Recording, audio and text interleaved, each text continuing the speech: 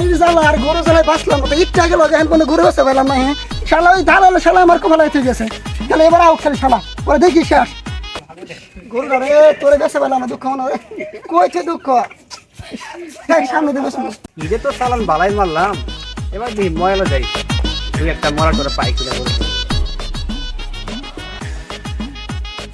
কে গেল ঈদের মধ্যে যে দাম করে গেলাম, গরু তো দিলাই না, গরু তো নবেই আছে, এখন কত চাও কত দেখি।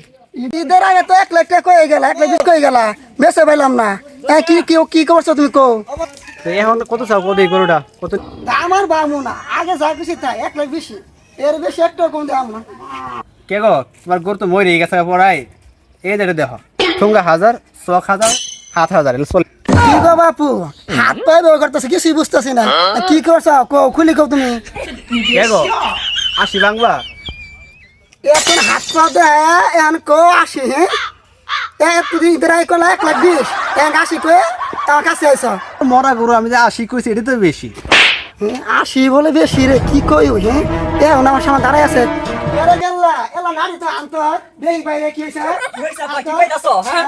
দেখ না আমার গরু ঈদের আগে কলে 1 লাখ 20 এখন 80 কয়ে আবার কো 80 হচ্ছে বেশি গেছে।